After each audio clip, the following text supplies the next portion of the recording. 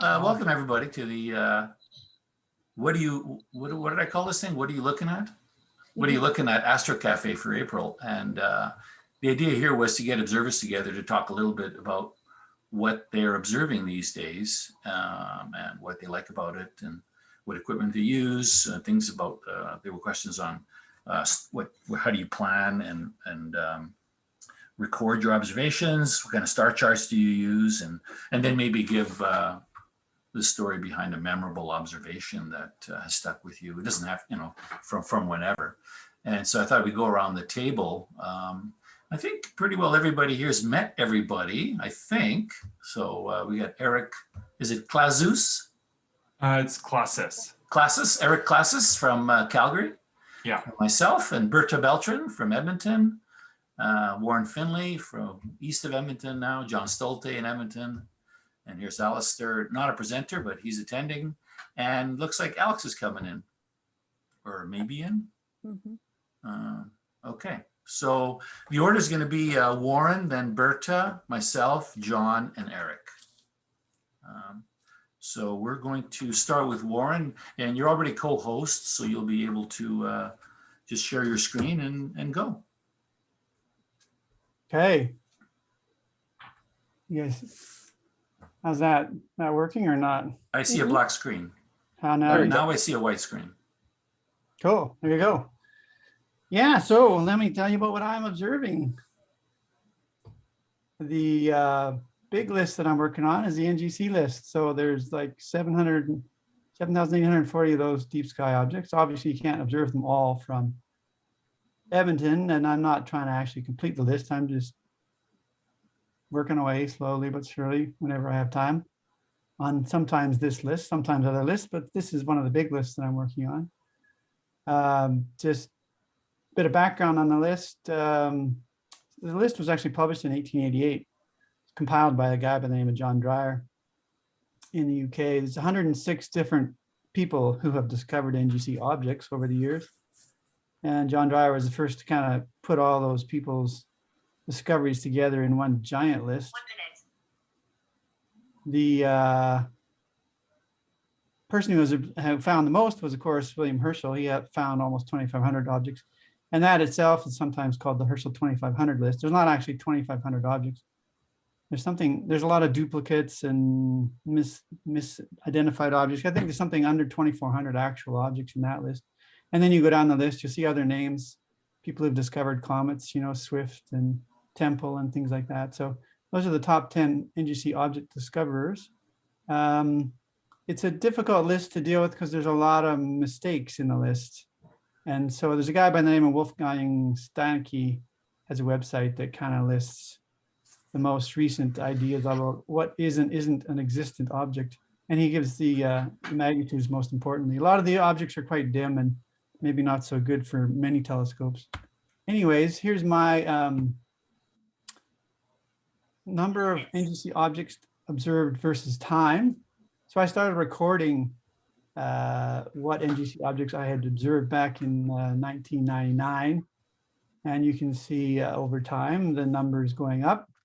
A couple of big jumps. I think you're right in here. First time I went to Australia to observe. Bumped it up a bit with some Southern Australia objects. And then there was a 3 nights in a row in California when I had taken my 10-inch GenStar into the backcountry, backpacked in with my 10-inch GenStar and did 3 nights where I bumped up by 117 objects. And my biggest night of new objects was 43 new objects in one night. And then another trip to Australia in 2009, bumped it up some more. There was a big gap here when I didn't get any new objects because I was kind of distracted by astrophotography. And then I got back to it. And then recently I moved out to an acreage where I have very dark skies and I can observe pretty much any night it's clear. And so my rate is really ramped up. You can see a pretty steep slope there in terms of new objects being observed. So, but that's not my only list, and I'm not solely focused on that, nor am I trying to actually complete it by a certain time or even complete it because I don't know, it's just too big a list. So I have a number of other lists when I get bored of looking at really dim things, because once you get up past about 1,000 NGCs, things get really dim. And so In my 12.5-inch scope, it's tough to see a lot of these objects on the NGC list now. So I have some brighter objects. I'm working on the 2 in the view list. It's 100 objects where there's at least 2 objects in the eyepiece. It's kind of a cool list, fairly bright objects. The RASC Deep Sky Gems, I'm almost done that one. That's not a list I'd recommend, actually. It's not a very good list. I think David Levy compiled it really just to support his book, but it's a funny list, and I wouldn't recommend it. Luca, of course, has 151 carbon stars he's compiled, and that one I'll pull out when the moon's out, or I don't know, I feel like looking at something that's not quite so dim. And then I'm also working on the Night Sky Observer's Guide. That's a bunch of volumes that have, well, I think about 3,000 objects in there. And I'm just making sure I've observed everything that's rated 3 stars or better. It goes from 1 star to 5 stars. And so just making sure I've observed everything with 3 stars or better. And then finally, I'm working on some of the multiple star lists. I've done a bunch of them, but the RAC handbook has some multiple star lists that I'll pull out, like I said, when the moon is out, or I don't feel like pulling the big scope out. So that's what I'm up to. How's my time? Did I make it under 6 minutes? You're at 4:45. There you go. Pretty good. What's your workhorse telescope? A 12.5-inch telescope. Yeah, it's my workhorse. Yeah, it's getting to the end of what I can. Well, I'm not quite there, but I'm getting to the point where it's tough to find new NGCs that are observable in my 12.5. I'm not there yet, but at some point I'm going to run out of on the NGC. I'll be done the NGC on that telescope because they're getting too dim. But right, yeah. And so, would you have can you give us a 1-minute memorable observation that has stuck with you? Well, my first night under southern skies is probably the most memorable. So by the time I got to Australia, I'd been observing a long time.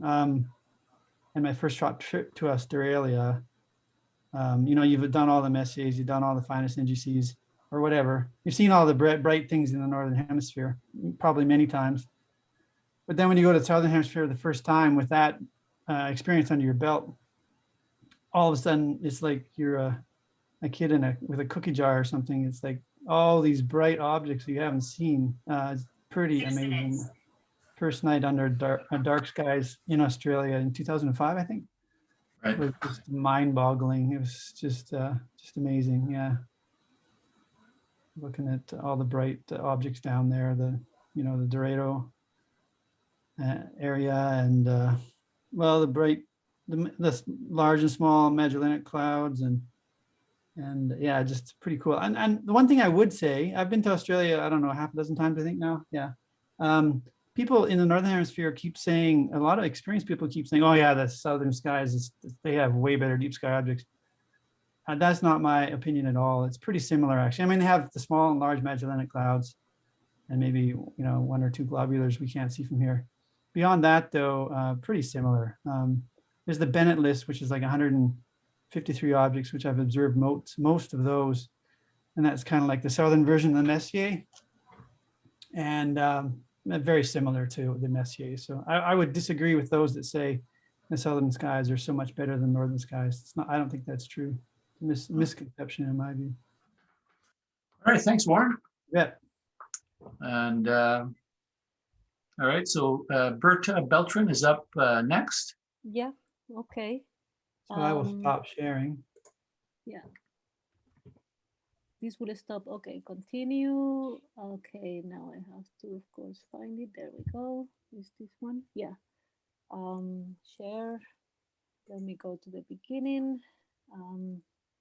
And of course, this is their play. Do you see it? So my observing programs, I started observing in 2018, so it's 3 years ago. So I'm not as experienced observer as a lot of you people. So I'm still in the very easy lists, and I also have the constraint that I don't drive. So I'm a little bit constrained to my backyard in the middle of Edmonton. And pre-pandemic, Alistair was so gentle that he will take me to observing to Blackfoot on new moon nights, but we haven't been able to do that. So, and I also fall asleep. I'm not capable of staying awake the whole night, so that's my problem too. Anyway, So long story short, I did my first observing list was the RASC Explore the Universe, which I did with a little telescope in my backyard, and I had so much fun. It took me around 9 months and I really enjoyed it.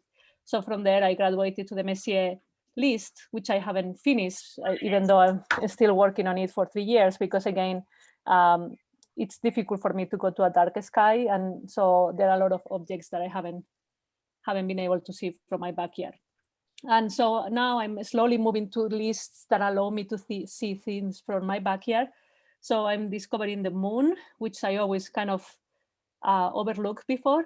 So I'm doing the Explore the Moon right now. I started it this year with the idea of graduating to the Isabel Williamson program when I finish, probably in maybe a month or two.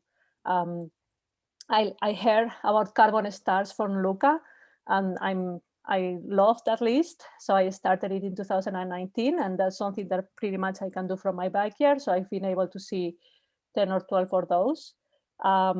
And for the future, I heard now that RASC has released a double star program. So I will start it as soon as the skies become clear again. I mean, they become dark again, so this fall. And then as soon as I finish the Explore the Moon, which I hope takes me 1 more month or 2 more months, I will start with the Isabel Williamson Lunar Observing Program. So what do you like about the observing programs? So for me, it's giving me a list of targets to plan so that I know exactly what I'm gonna do when I'm out, and I have, I just not wander in the sky, but I actually have a clear targets that I'm gonna be looking at. And so I like, again, looking at that wide variety of things. So stars, double stars, DSOs, and also the moon and the carbon stars. I like a little bit of everything. And also I like the lists because most of them provide background information about the objects that you're looking at, or I like to research it on my own. And so I learn a little bit about what I'm looking at, and at least that for me is part of the fun. And it's, in a way, when it comes to winter and we have these very long nights, astronomy makes it way more bearable to just even look forward to these times where it's 6 o'clock and I can take my telescope outside and observe again. So what telescope do you use? I have, currently I have a Skywatcher's 10-inch collapsible Dobsonian. That's a picture of my telescope in my backyard. It has an aperture of 254 millimeters and a focal length of 1,200 millimeters. So it's an f4.7. I'm very happy. This telescope, it just works fantastically well for me. And at the beginning, I had a lot of trouble because I couldn't use the finder scope to find things. It was difficult for me to align it. So Alistair suggested to have a dual mounting bracket where I can have a red dot finder and I can have a finder scope. And since then, I find things within a minute or two. So it's really good. I'm very happy. And you didn't ask about eyepieces, but I thought I would share anyway my eyepieces. I have in the order that I use them the most. So my most used eyepiece is the 25 millimeters Posil that just came with the telescope. I keep thinking that I'm gonna replace it for a better one, but the truth is that it works really well, so I'm happy with it. And then I have a Explore Scientific 82 degrees 14 millimeters eyepiece that gives me an 86 magnification. I have an 82 degrees 60.7 millimeter that gives me a 180 magnification. And then I bought 40 millimeters one to have a wide field of view. So it gives me 1.5 degrees of field of view. And I like it. It's a wonderful eyepiece, but I don't use it only for big things like the Orion Nebula or the Pleiades or something like that. Okay, how do you plan and record your observations? Planning a night of observations, at least for me, when I have time, is actually half of the fun already of actually being out there and observing. I really enjoy the planning part. So when I know it's gonna be a good night, or in general, within a week or within a month, I plan normally for a month in advance. I know which part of the sky in my yard I can see best. I normally look between east and south. I have east and south good views of that. So what constellations are in there? And then I go through the observing lists that I'm looking at, and I find which objects are in the constellations that I can see well from my backyard. And then I just use an all index card where I write my list of objects. And then I take my sky chart and I put sticky tags on the pages that I'm going to be using so that I'm quick in opening it and finding it. And then for the moon, I use the Dial a Moon webpage to find the features that are given near the terminator on a given day. And then I go and look for those in the telescope. I do record my observations in pen and paper, and I try to sketch what I see, both at the eyepiece and in the finder scope. And I use a great tone paper sketchbook for the notes that I take of the moon. And what type of sky chart do you use? You know, this is embarrassing, but I have to say I've owned and tried many, and couldn't like some I like more than the others. And eventually, last year I bought the Interstellarium Deep Sky Atlas, and I'm really, really happy with that one. It's for me, it's the perfect combination of detail, durability, and easy use in the field. So that's the one I really like. And for the moon, I use the Skyam Telescope field map and the Atlas of the Moon, the Rockwell book. And describe one memorable observation. So I will say, you know, that was a hard one. So, you know, at the end I have to come, and I think that for me, the memorable observations are actually the ones that I do with my eyes. When I'm in a very dark sky and I see the Milky Way or something that I'm not used to seeing normally from my backyard, again, it just brings back why I'm doing this, you know, because you get used to the sky from my backyard. It's in a way so bare of stars. And then I go to a dark sky, which doesn't happen as often as I would like to. And I just taken aback by the view. So I will say that what I see with my eyes in a dark sky, it is my best view again and again. Other than that, I can say 3 years ago when I started and I saw M24, the Sagittarius star cloud. I was in Spain with my family, and I was, you know, all those stars in there. I was just amazed. And also my very first, very red carbon star was pretty. And hopefully I will keep adding more things to this list. And I think that's that for me. I hope I am good in time. Oh, you're pretty good.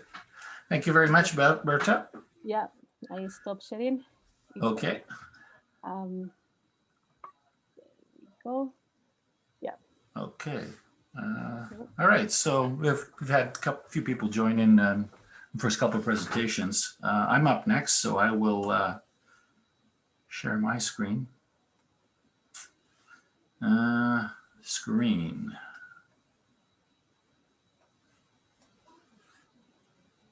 Oh, I don't want to do leave meeting. That'd be bad.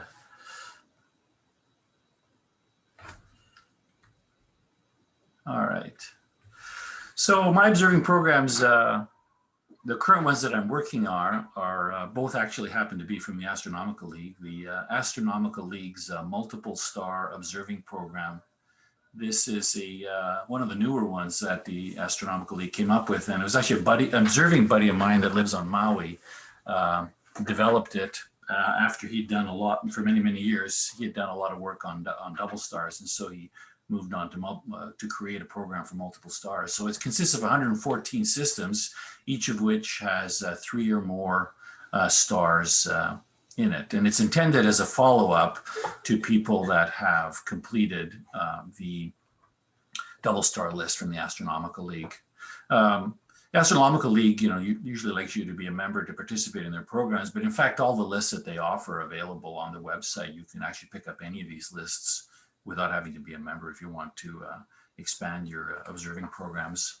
And I've been at this for a couple of years on this one, and I'm at right now I'm at 104 out of the 114. What I've got left from Edmonton is very, very low in our southern skies, almost not bothering to like about 10 degrees, like 12 degrees at maximum altitude or lower.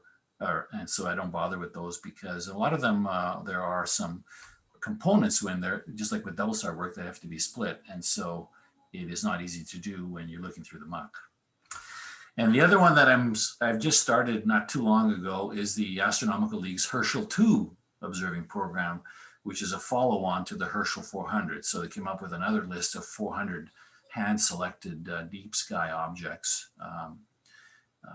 as a follow-up, really mainly to encourage technical descriptions of what you're observing, as well as enhanced recording and sketching techniques. So I started working on those, and you have to, and because of their magnitudes, you've got to be at a dark site. So I'm at about 35 of those 35 of those objects. So that'll take me a while to work on. What do I like about them? Well, I like the multiple star observing program because I've always enjoyed double star observing, and then later with the carbon star work. And this is just a natural extension. Plus, there's a mixture of optical and physical systems in this list. So some things are just chance alignments, but a lot of them are actually physically related stars in where the hierarchy has more than two, right? So 3, 4, 5, and 6 stars. And so it's interesting to be able to take a look at the program doesn't actually say what they are. They leave it to the observer to do the research behind what they have just looked at to see whether or not, in fact, it's optical or physical or a mixture of both.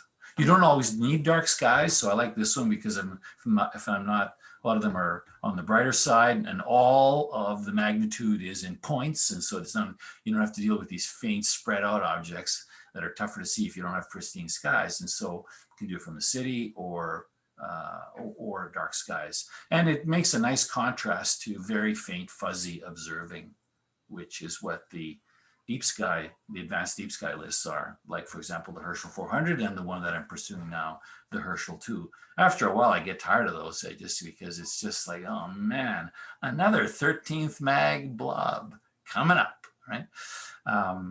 But I like to be able to switch between the two. So, so they're long enough that there's always something to look at.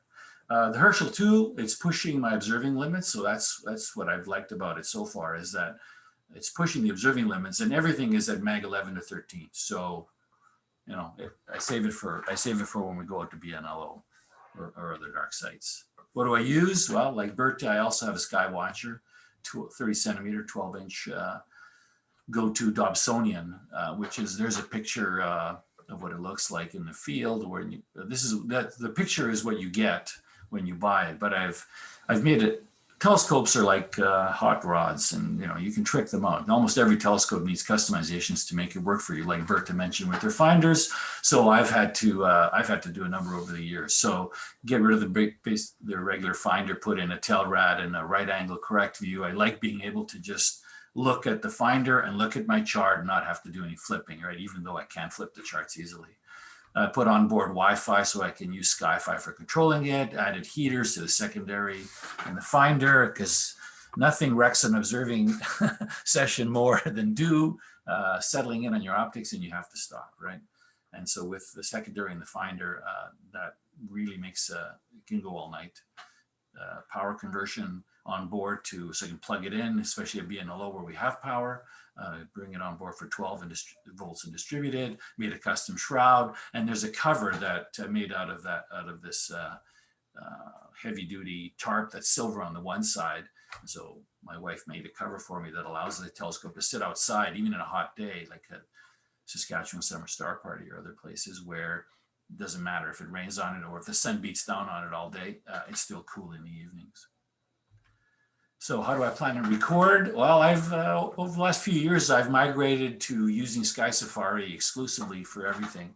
I like having lists to work on so that I know what I'm going to be working on, and I always have something that when I find myself under the clear skies, I have something available to look at. So I like lists, and Sky Safari handles observing lists very well. And the thing about the observing lists is you can create them yourself by looking up the objects and then creating your own lists, or you can download from the online repository hosted by a simulation curriculum. Corporation, which is the vendor. And also there are lists created that can be shared amongst people, like on cloudy nights and other ones. And so for the Astronomical League, almost all their lists, as an example, as well as the big ones from RASC, they're already put in, so you can import them, and then your list is ready to go. The other thing I like about them is that you can control what you see on your chart between the whole list, what you've observed, or what you have left to observe. So when you start, you'll know what you were, and you know what you have. But I like to use it with the unobserved setting on, and that way, as I go through the list, there's the things that I have to deal with get lower and lower. So that's for planning. And for recording, I just use it in Sky Safari. I use the panel to record the observations. It allows you to record basically whatever you could record by hand, other than a sketch. There is no sketching component in there. I've never been a big sketcher. It's mainly, to me, it's been about getting the object found and recording when and where I did it, as well as the thoughts that went through my head as I was observing. So like on this one for the AR CAS, which led me down a big path on figuring out what exactly was going on here with these 6 components. So that's an example of what I was, of the notes I took that evening on that. So I use the recording panel for that. So the star chart, as I mentioned, I use Sky Safari. And so here's an example of the Herschel 400 I've got the chart zoomed in just east of Denebula area, and you can see there's a large number of NGC objects, and the ones that are left to observe on my list are the ones with the bigger circles. I also like to set up my view circles, which Sky Safari can be set up to make sure you can look at your view for every eyepiece and telescope combination that you have. So the big one's my finder in the middle there, that's crossing the nebula, and the little one in the center of it is my 10mm DLOS eyepiece, which is the workhorse at 150 power, which I find hits kind of the sweet spot, and I do just about everything. I'm showed it in red mode, which you can do, like all these astronomy programs have red mode, but I don't actually use the red mode in the field, because I found that if you hit the wrong button and you go to the home screen, whether you're on iPhone or Android, then all of a sudden it's white light city and your night vision is gone. So I encase my device in Rubylith red plastic, the whole thing. And I found that the touch screen is still responsive to the stylus or your finger through the plastic. So I don't bother with the night mode, because it's too dangerous to hit the wrong button on a tablet or a phone, and all of a sudden there's your white screen blasting you. So a memorable observation that I still think about from time to time was way back in 2009 on August the 24th. A few of us were out at the Blackfoot dark site, and I was just a minute while I admit somebody. Jay Lavender and I were trying to hunt down the Crescent Nebula in Cygnus, and so he was looking at it, trying to find it through his scope, and I was trying to find it through mine. And at the time I was using an 8-inch Schmidt Cassegrain fully manual scope, and I was sweeping the area trying to get in to find this really faint nebula, when I came across this really red star in the view, much redder than it looks like in this photo that I got from a Astro Imager that happened to take a photo of it. And I just it stopped my star hop in its tracks. It was so red, and it's just like, what is this star? What is going on? And then I happened to be using the Pocket Sky Atlas from Sky and Telescope at the time. And this one happened to be marked, or there was a star marked RS and in parentheses C on the chart. And it was right about where I was looking. And I thought, am I looking at, I naively thought that meant that it was a red star. It was pointing out to me, look at this beautiful red star. I didn't know anything about variable stars and how they are named, the nomenclature for variable stars. So I noticed in the notes of this Pocket Sky Atlas that it said, for an observing treat, try to hunt down the 55 carbon stars that are plotted, but not always named, on the Pocket Sky Atlas. And so that led me down a path to figuring out, well, what are carbon stars and what's their place in variable star observing, and et cetera, et cetera. And then I found, and so I had to make a list. And so I basically found them all on the charts and made a list and worked my way through that. And then the Astronomical League came up, and eventually I came up with the carbon star list that Warren and Berta mentioned, which is about 150 or so. But this was the one that started it all. RS Sig in Cygnus. So you're right in the Milky Way. There's tons of stars in the field whenever you're hunting down things. But this one is just, and it's really close to these two other stars right beside it. And it's almost like a little triple system, although those are just optical. And it just led me down a multi-year project to find out what they were and get a good sense of what could be observed. And so then I've always had that wherever I was. So that's what really got me going on star observing. So that was one that led to quite a bit of fun and enjoyment over the years. So that's what I'm up to now. All right, so John Stolte is up next. Okay, hopefully I'm not too quiet. Oh, you're good now. Okay, good. Share screen. Let's see this one here. And yeah, so this is done in the Google Slides just to keep Eric happy there. All right. Okay, you guys can see it? Yep. So what am I observing? I slapped this together pretty quickly. I actually got my AstraZeneca COVID vaccine last night, and kind of feeling a little crappy, so bear with me for that, but we'll do our best here.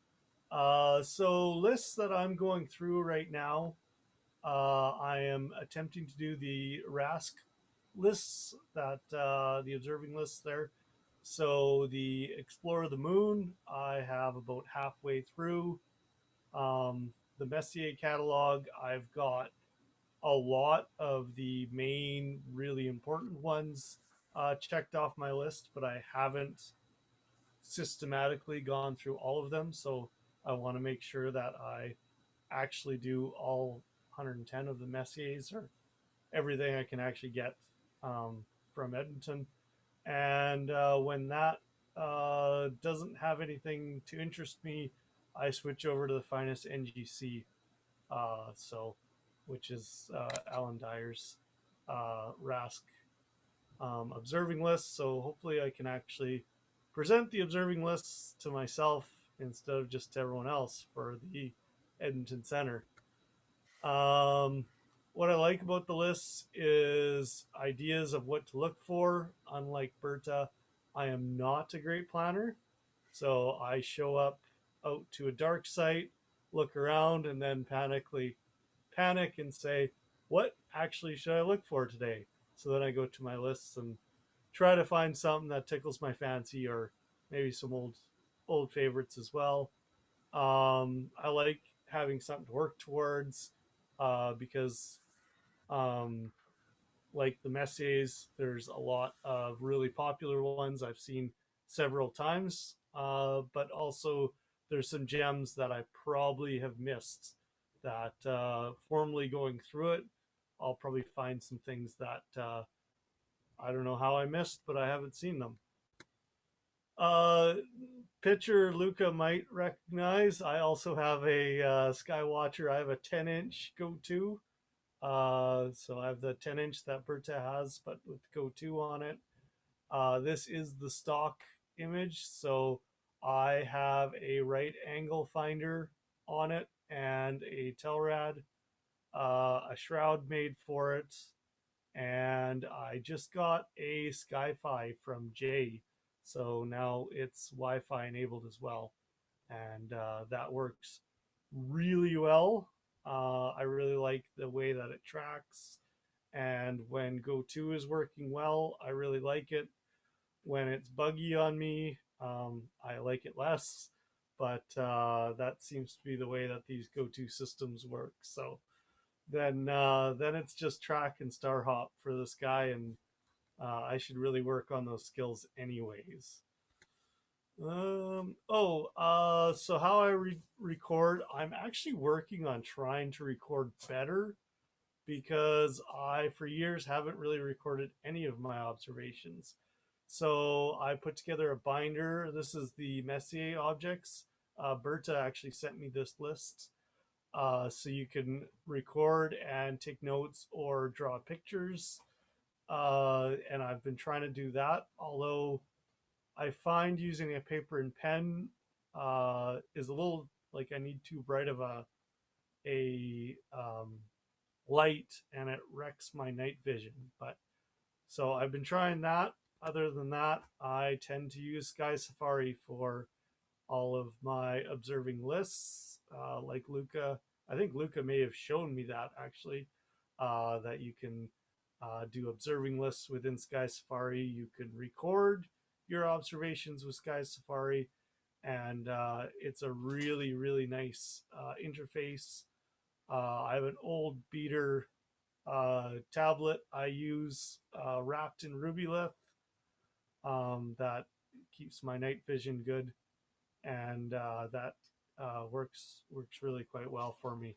And it can control my Sky-Fi, so it's that is a good all-in-one platform. But all of my recorded observations are pretty scattershot inside Sky Safari, and someday I should probably clean that up and actually see how far I've got in some of these lists. But that day is not today.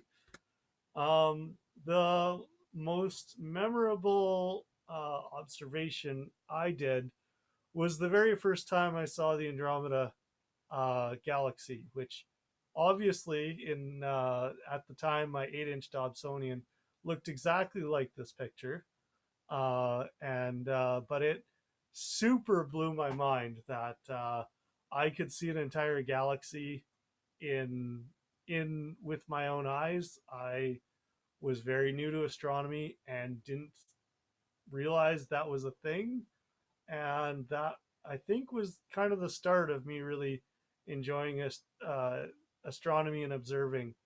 To be able to see an entire galaxy like that was pretty neat. And maybe someone will point out that's actually 3 galaxies, but we're not going to split hairs here. So that is what I am observing. All right, thank you, John. Stop my share. And it does indeed look exactly like that. Right? Oh, yeah. Every time. Yeah. That's what your memory is, right? Oh, absolutely. Yeah. That's right. Okay, next up is Eric. All righty. And then go ahead. All right. Let's see if this. All right. So I find my my observing is very cyclical with the seasons. In the summer, I find it very hard to get anything in at all. And then usually by the time daylight savings hits in October, I'm just like 100% obsessed again.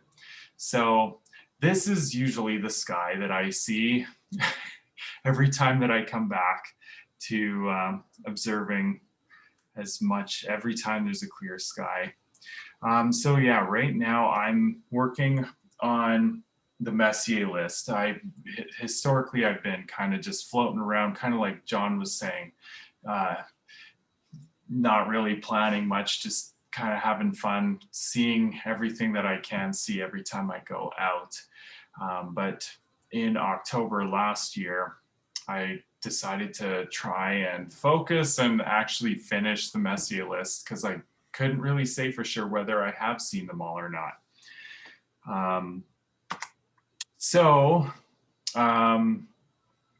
I even watched the YouTube videos on the RASC website about the observing programs, which is a lot of fun. So let's see, what do I like about the observing program? I found it so motivating. like, especially because I've kind of set out the goal to observe and sketch all 110 Messiers in 1 year. It's kind of set a deadline, like a seasonal deadline. So, you know, when objects are starting to get eaten up by the evening twilight, there's a real sense of urgency. Like, if it's partly cloudy, I'm going out. If it's if it's totally cloudy, like, I'm going out and trying to look through a little window in the clouds and just try to make sure I catch them all before they disappear for the year. Also, let's see. Yeah, so that's the big thing. It's been a lot of fun, and too, planning ahead, like long ahead. Like, even for the Virgo cluster, I was getting up at 3 a.m. on a work day to try to tag some of those Virgo Messiers before spring came, and I would have to hit them all at once. So which telescopes do I use here? This is the Calgary Observatory, just south of Calgary, and we've got the C14 in that dome. I have absolutely loved using this scope because you get there, you open the dome, and you're observing like within minutes. It literally takes me longer to set up my Dob than to open the dome and use the C14. So that's what I've been using for the most part to do my list. Also, I rebuilt my 8-inch Dob into a little suitcase Dob. So it's like a ultra light, ultra portable. I like to call it a backpack Dob because you can literally throw it in your backpack and strap the poles to your pack and go for an adventure.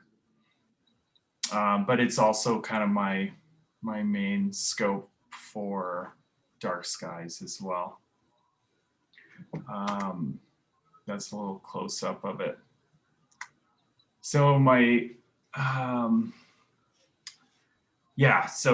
dark skies. This is my 8-inch on the road heading down to Bob Creek, kind of close to Pincher Creek. What do I use for star charts? I too am in love with Sky Safari. I find it such a valuable planning tool. I think my favorite thing about it is you can have your list and have the observed and the unobserved and toggle back and forth. So you can kind of like see what you've already seen, what I've already sketched, and then swap over to the unobserved and kind of see, okay, what do I have left and where do I want to start? What time should I start, etc. So Sky Safari's been awesome, and I too am a huge fan of the ruby length plastic film, putting it over the screen.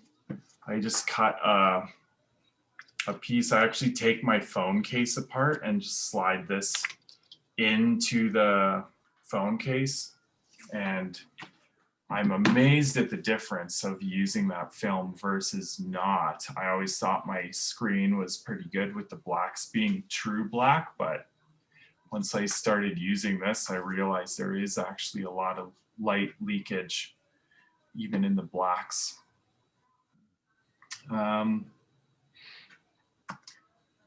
So I'll just show a few.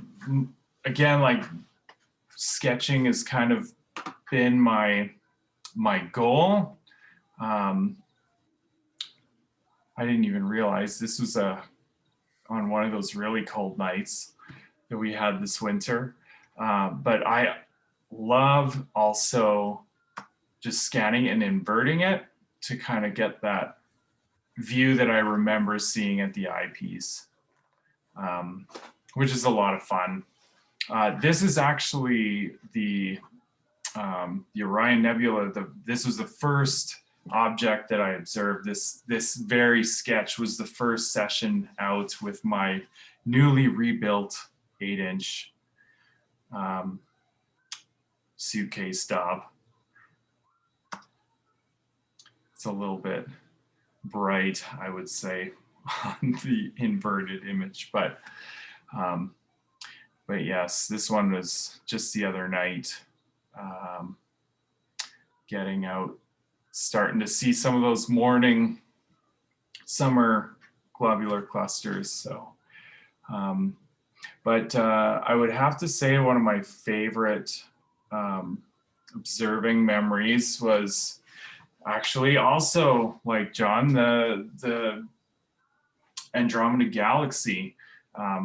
The first time I had driven down to Bob Creek, just outside of Pincher Creek, man, the darkness of the sky down there just blew my mind. Like I did not expect it to be that good. And I had spent the night kind of observing a lot of fainter objects, things that were what I thought like might be out of reach with my 8-inch scope. And then I ended that night looking at M31, and it was, oh man, like it literally looked photographic. Like that dust lane cutting through the bottom of the galaxy was just like so prominent. I think it helped too that I had been looking at such faint objects the rest of the night, and then just like ended with this glorious bright object. But yeah, no, never will forget seeing that galaxy in such good skies. Made me really appreciate how valuable like the dark sky is. Truly better than any piece of gear in terms of like bringing you the best view possible. There's just no substitute. Where in Bob Creek do you observe?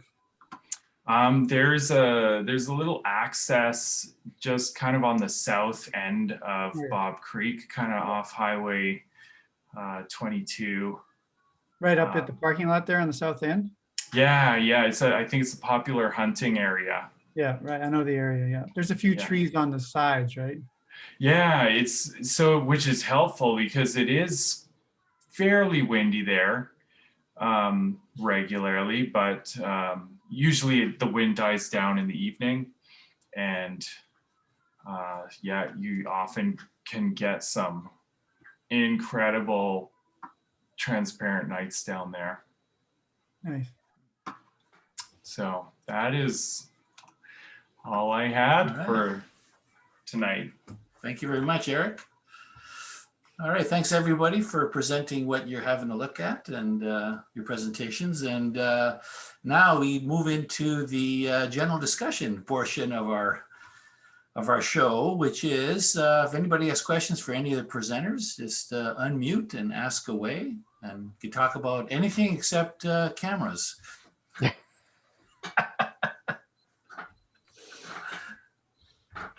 Hey, I have a question for you, Eric. Was that a commercial scope that you rebuilt, your suitcase one, or is it completely custom made?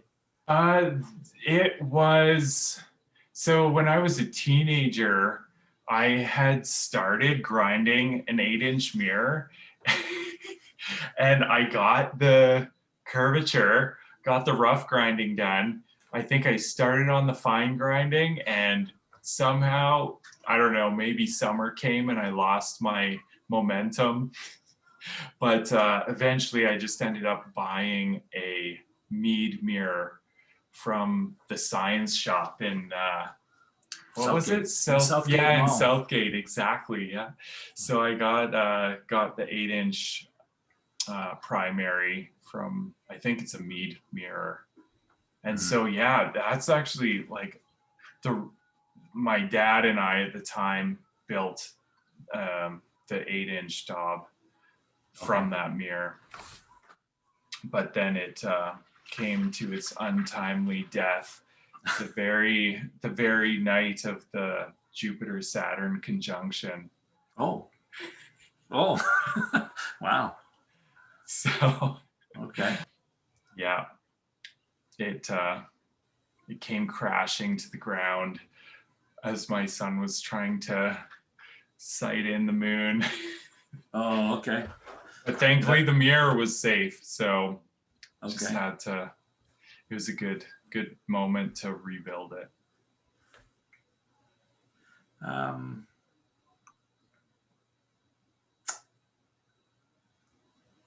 was going to ask Warren, you like to record your observations and then transcribe, like audio and then transcribe? Is that how you do it? Yeah, I spend less time with any kind of screen in front of my face then. So when I just record to an audio recorder, my comments and observations, and then I'll transcribe them, some other day when I get back into the house. Yeah. Okay. So instead of trying to record them on a tablet, yeah. Yeah, I find tapping things out on the keyboard, especially because I usually have it in landscape mode, so the keyboard's even wider than normal. So you got to travel. It's hard to do touch typing, right, on a screen keyboard. Yeah, I find it much quicker when I'm under a dark sky. I don't want to. Yeah. Don't want to spend any time other than I have to doing things besides observing. So Right. Okay. this way you spend your time during the daytime, some other day transcribe. I mean, it's a pain to transcribe, but you do it in the daytime, and yeah, you're not wasting dark sky time.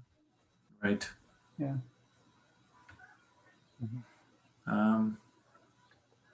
If I can jump in here, Luca. Sure. One of the suggestions for sort of going beyond the Messiers, and especially beyond the finest NGCs, is to diversify into different catalogs. So, for example, and it would have been thanks to the O3 filter.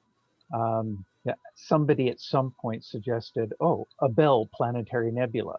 They're not in the NGCs, and so quite often the Abell planetary are 20 arc minutes or 15 arc minutes in size, and so they're just these huge things. You still need the dark sky and the O3 filter, and then it's just veer off and go make a list of the Abell planetaries, see size and magnitude, and start going down there.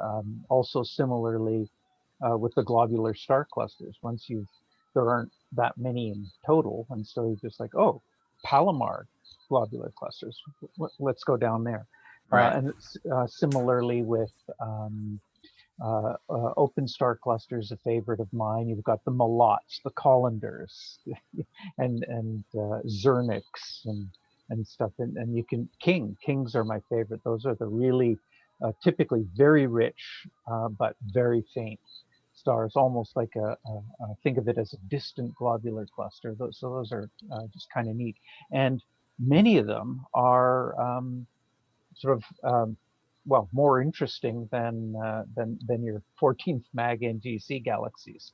In a way, surprising that they got missed. And likewise with planetaries, not just the Abell goes down one path, and then you've got the Kohoutek and Minkowski planetaries, which are 2 arc seconds, maybe, but you've got an O3 filter and you can pop them out of the background that way. So it's, again, the sort of veering off down really interesting catalogs, and especially the planetaries, you can pick those up from the city with an O3 filter. Oh, okay. Did you mention Trumplers? No, I didn't, but that's That's another one, right? Yeah. Those are clusters, right? That's right. Yeah. Right. The one alternative list I wouldn't recommend is the dark sky nebulas. I find them very uninteresting. I mean, there's a few nice ones. They're pretty cool, but for the most part, I think there's a list in the RASC catalog, and there's other various dark sky nebula lists, but there's really not very visually appealing. I mean, maybe for astro imaging, but I don't find them visually very interesting. So I'd have to concur with that. In fact, on Sky Safari, I turned off display dark nebulae. I just unchecked that box, so then those labels and squares don't get in the way. The only ones are some of those like the S and the N ones. What are those famous ones? Well, the Bernard, The yeah, Barnard yeah, 92. yeah, a few of the Barnards, and the best ones that I remember looking at for dark was actually just in binoculars. yeah. I bought a pair of image stabilized binoculars, and so that really made a difference. There's some No. really nice ones in the southern skies. It's a Yeah. dark sky, like the emu shape has some Yeah. wonderful dark, the coal sack, right? Yeah, that's right.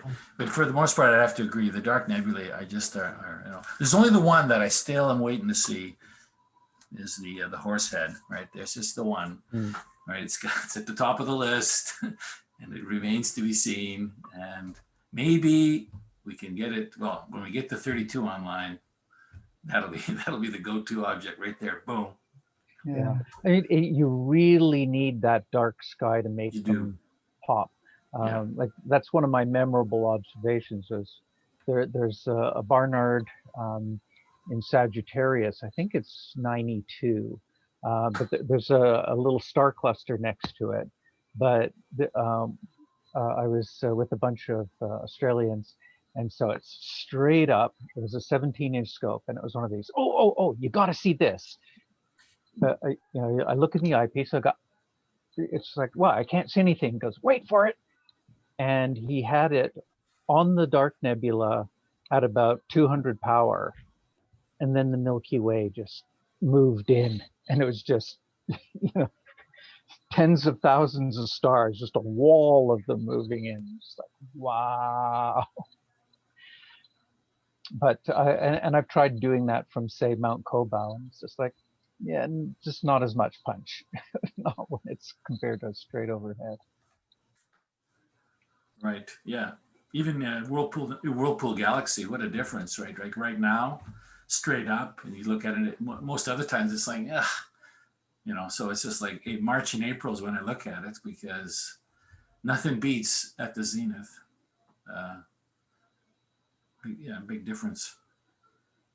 We have some people that Jacqueline and Rubia and Alex. If you have any questions or want to chime in, feel free. Anybody can participate in this. I have a question for Eric. How did you start? Sorry, my son is making a lot of noise here. How did you start sketching? Do you have a lot of training or in art, or did you just do it because my sketches always look so creepy when I see yours? And anyway, yeah. Yeah, no, I actually, let me see if I can find it. I'll throw it in the chat. The sketching tutorial by Carol Akomiak, I believe, on the RASC website. I think I've seen it. That's for the moon, right?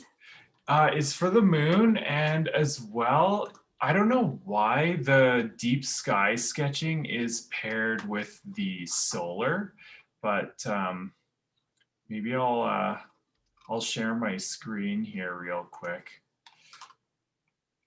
if I can figure out how. Yeah, here. So yeah, I honestly have really used this tutorial quite a lot. I did a lot of practice at first with sketching from photographs first. So like in the daytime, super, you have like better visibility of what you're actually doing and figuring out like how to kind of manipulate things to get the look that you're wanting. But yeah, lots of practice from photographs was I found a good way to get it a bit more dialed. And then also the other thing that I found to be really helpful was going bigger with my sketchbook. So having like the eyepiece view would be like almost 7 inches across. That was actually a game changer for me because before I like finding all the star patterns, like it never was looking, or the ratios weren't working, the proportions weren't working. But when it's bigger, it's actually like closer apparent size to what you're seeing in the eyepiece, and it just kind of works out a bit better. So yeah, try bigger, bigger circles. Thank you, because my circles are like that tiny little things. Thank you. And I haven't tried, actually. I'm a little bit, maybe I'm a planner, but I'm certainly not a practicer in sketching, so I just go out and do it. So maybe I should practice more at home for sure, and try big. And I just recently thought about using black paper with, I've started using great tone paper for the moon, and that works well. So I thought, why don't I use just a black paper? It's true that the white paper reflects the light so much. Yes. Why don't I just use a black paper, which reflects my, it's completely different in terms of reflection. And I haven't done it though. I have to practice at home, and then use just a white Prismacolor pencil instead of a pencil, and you pretty much can still do the same. Anyway, I will try. Yes, thank you. Yeah. Thank you for your tips. Use a white crayon then for your black paper? No, a white Prismacolor pencil. I think I have one here in my son's room. Is that a pastel? No, it's just it's this. It's just like a pencil, a color pencil, like the ones the kids use to like the Crayola. But Prismacolor is a better brand.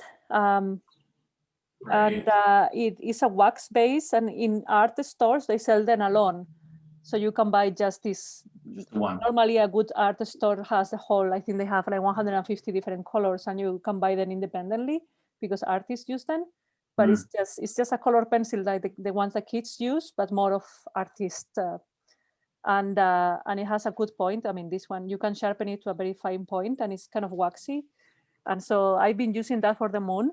And I'm really, really happy with it. Instead of, it kind of works like a graphite pencil, and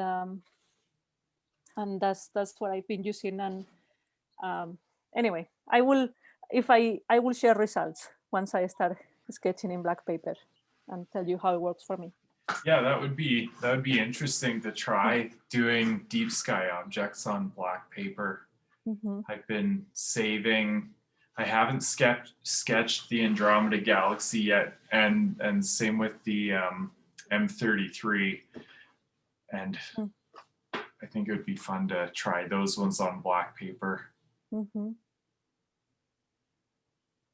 Okay. One of the things I've thought about, well, I had this idea a long time ago, BC, before COVID, and then it's like, I never did it, and it's like, okay, nowadays you can't do it, but eventually, what I wanted to have a bunch of people bring out different telescopes of the different sizes, like 4 through, let's say, 12-inch, and try to put an eyepiece on each one that gives you about the same magnification, right? And just kind of set up a sidewalk of telescopes at a dark site. You could even do it in the city with some of the brighter stuff, but it'd be better at BNLO or something like that. And then we just and then you could just compare the views, just walk down the line, right? Throw it on M31 or throw it on a globular or a Trumpler or whatever, and just compare the views. A 4 and 8, a 16 and a 32, eh? Well, we could, you could work your way up to the 32 or something like that, right?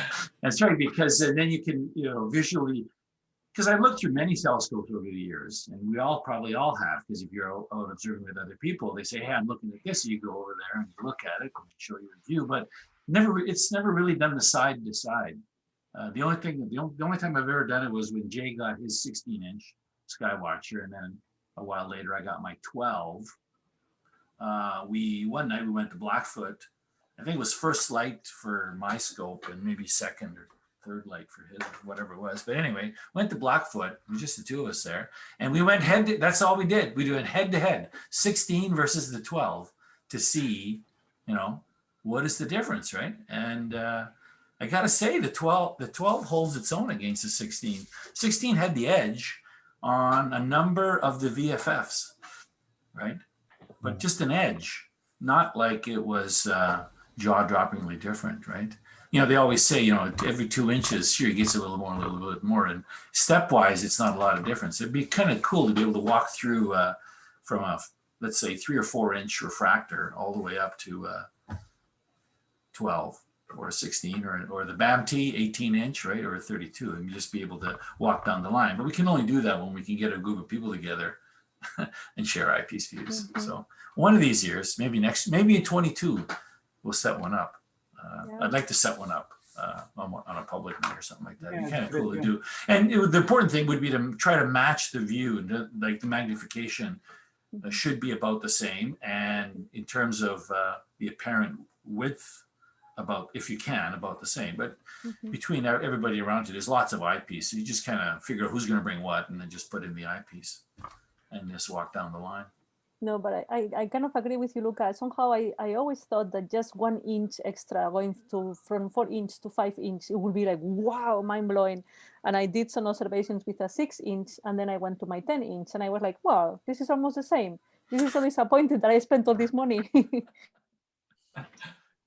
Yeah, well, yeah. I mean, there is a difference between under a dark sky between a 12 and a 4 for sure. I mean, there is a difference, but stepwise, so I went with the 12 because I just could not see myself dragging that big. The 16-inch Skywatcher base is a beast, and I thought I am not going to haul this thing out, which means I'm not going to look at anything. So in fact, it's a worse view. Not looking at anything, it's really bad, right? So yeah, the 16-inch the base of the 16-inch would almost be hard to get through a door, wouldn't it? In fact, he has to take it apart. He cannot. He cannot move it assembled. So the circular base plus the 2 sidewalls have to be disconnected. Oh man. Yeah. So I mean, it's a younger person's type of scope where you can lift it, right? It's a labor of love. It is. It is. But so the sidewalk of scopes is a future project I'd like to do. You just line them up. That would be cool. Line them up and just walk down the line. We could even do a blind. Okay, you can even do a blind. Okay, so I'm gonna put 2 scopes up. They're both on the same thing. We got everything matched. You walk up, all you get to see is you got a blindfold on, and you walk up and you look through one, and then you look through the other, and then you say what you think, like a wine tasting, right? And then we could see for example, are the refractor snobs really, is it really that different than you need to put 16-inch sonotubes around them, all the smaller scopes, so they all look like 16s, right? Well, you'd have to walk up each observer to the eyepiece and somehow get them to be able to look without looking at the scope. Because as soon as you see the scope, automatically you're going to be biased on whatever it is, right? And maybe if you did, and it would be the ultimate for me would be, okay, so we've got one has a Barry Arnold mirror, right? Or a Zambuto or whatever, one of these high-end jobs, and one maybe is homemade mirror, or one is a Chinese mirror, right? That's one of the comparisons I really like to do is the mass-produced Chinese mirror versus the hand-figured. Also, be interesting to have age of mirror, like a 20-year-old mirror versus a 1-year-old mirror. Oh, for reflectivity? For single coating. Yeah. Original coating. Yeah. And Schmidt-Cassegrain versus reflector, right? Yeah. I'm not trying to figure out, okay, this is a 0.1 arc-second double star split we're going to try to do here. No, this is just really, on some of the brighter objects, they're easy to see. You won't mistake that you won't see it. So a glob or an open cluster or a good planetary, be good to kind of compare the views. Mm-hmm. Yeah, that's one of my favorite memorable experiences was we had the Galilean moons occulting each other one summer, and from the Montreal Observatory, in-town observatory, it was right in front of or behind a set of trees. And so we took, it was a C8 at the time, took it down to the field where we had a nice clean view. And somebody said, well, we've got this 4-inch refractor downstairs. Let's set that up too, because we just had a lot of people. And one of the guys went, that's just old. And, we're thinking, well, it is a Zeiss. So, we set it up and it was just like, one look through it and it's just like, I'm never looking through that C8 again. It was, and despite the purple color fringe, because it was an achromat, 100-year-old Zeiss refractor, but you sort of ignore the purple haze, and just the detail on Jupiter was just phenomenal, and the contrast, and it's just like it was not there on the C8. On a puny 4-inch. Yeah. Yeah. Yeah, kind of thinking about the big planets. When are they? This is a question for Alistair. When are they going to get higher in our skies, like they used to be? Well, we're about six years for Jupiter. Yeah, and Saturn. And Saturn, we're probably about 9 or 10 before it gets really high again. Well, but I mean, truth be told, I mean, as soon as Jupiter, it's once they cross the equator, you're getting pretty decent again. Right. But yeah, south of the equator, and yeah, you're looking through so much air. Well, I just remember when we started. Well, when I joined when I rejoined back in '99, and then in the knots, we used to do quite a bit of the sidewalk astronomy on it, right? And they were the showstoppers all the time to show to the general public Saturn and Jupiter, right? I mean, and then in the last number of years, it's like it's hardly bothered because they're just not that impressive, right? But and at least where we used to do it, the promenade's not so bad, but at on White Avenue when we would do it at the gazebo park, they were barely above the trees, right? So it was hard, but I just remember just so many people getting their first looks at Jupiter and Saturn, and they were high enough that you could actually give them quite a bit of detail. We kind of lost that in the sidewalk astronomy, I think, in lately. Well, yeah, and then the timing with when they've been out the last couple of years, it's summer, so they don't hit the meridian until 11:30 at night, and so right. We're showing people Jupiter as it just barely clears the treetops at 6 degrees, and right. and it's this boiling mess. Right. Yeah, that's right. They used to be prominently placed in the evening hours, which was really nice. Yeah. Oh well, 6 and 9, eh? Okay. Good, because Give or take. I have only seen Jupiter and Saturn in the last 2 years, and I think they're pretty amazing. So that you're giving me something to look forward to then. Oh yeah, they are really amazing. But altitude makes a big difference. Okay, good to know. I didn't think it could get any better than that. It can, and it will. Okay. Yeah. So, Luca, I was going to ask on your Sky Safari, are you using Android? yes. Oh, okay. It looks a little different than mine. That's why I was wondering if you had a different version. They're probably very, very identical. They're very close. I don't see a lot. Like I think Warren, you're on iPad, right? So you're iOS, right? I have both. I use both. I've seen Warren's in action a lot, and it doesn't look that much different than mine. The only thing that I find different is that on the Android version, when you search for something and then you find it and you look at it, and then you go back to search for something else, it doesn't remember what you searched for. Whereas on on the iPad, it still has what I last searched for already there when I go search again. So really, yeah. Oh, I was thinking that it could on just Android. It could just be the Android version that I have. I don't know. It's some cheap okay. tab. My Android's a cheap tablet. Yeah, mine I think does it if you use the back. Do you use the back button? Oh, okay. Well, I'm going to put this away because it is now spontaneously rebooting. But no, they're very similar. Very similar. Yeah, they are very similar. I tend to turn off a lot of the things about, like I turn off color because when you put it under the Ruby lith, I found that if there's color, like anything blue doesn't come through the red, right? Nice. It's just filtered right out, right? So I just go monochrome. I have it stripped down the view because I'm really just concentrating on the list aspect and finding as opposed to the pictures and things like that. So it's very stripped down. And I also customize the toolbar a little bit. You can, you can rearrange your toolbar. Oh, okay, I haven't played around with that at all. I did that once because I was doing a Zoom. I did a Zoom a while back on time travel with Sky Safari.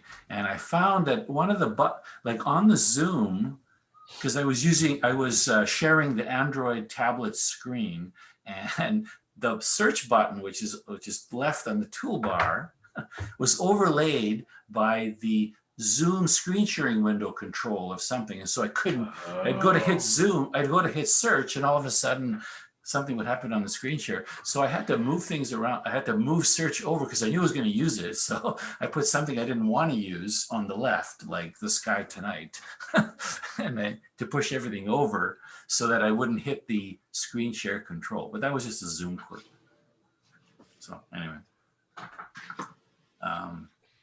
Yeah. Anyway, sorry, I'm gonna have to leave you guys. I have Okay. to finish putting my son to bed. Right. Thank you very much. At least this has been really, really eye-opening. Thank you very much. Good Thanks night. for attending, Berta. I enjoyed your presentation. Yeah, Yeah, thanks, thank you. Berta. Thank you. Thank Yeah. you. Bye. Good night. Bye-bye. Well, we're almost at coming up on 9 o'clock. So we're almost, we're basically going to, I forgot to do that, but I'll do it for you that are left. I'm going to share my screen quickly. I had one last slide to share, which is, which is this one. No, wrong one. Sorry.